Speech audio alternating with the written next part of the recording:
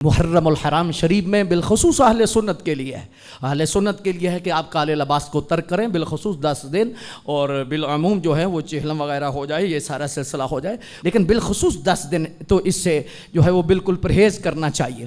سورج کی آج کوئی پوجا نہیں کرتا، لیکن عین طلوع آفتاب کے وقت اور غروب آفتاب کے وقت سجدہ کیوں منع ہے؟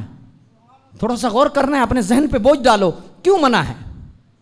مفسرین نے یہی لکھا ہے نا کہ سورج کو پوجا کرنے والے لوگ سورج کو سجدہ کرتے ہیں اس وقت کہ ہمارا رب ہے، طلوع ہو رہا ہے، اور پھر غروب ہوتے وقت کہتے ہیں ہمارا رب ہے، ناراض ہو گیا ہے، غروب ہو رہا ہے، اس لیے سجدہ کرتے ہیں۔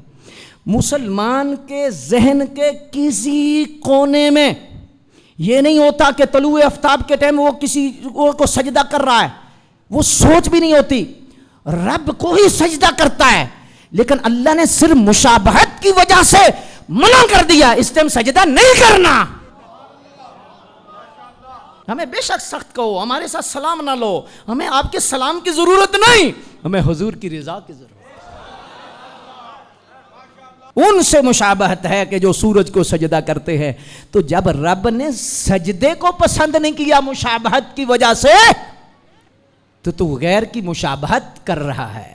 محرم میں باز آ جا، باز آ جا، باز آ جا۔ میں اہل سنت کو کہہ رہا ہوں، مسلمانوں کو کہہ رہا ہوں، کوئی کڑا ڈال رہا ہے، کوئی مرکی ڈالا، فرعونیوں کا کام ہے، یزیدیوں کا کام ہے، یہ جہنمیوں کا لباس ہے، یہ کڑے ڈالنا، یہ سارا کچھ کرنا۔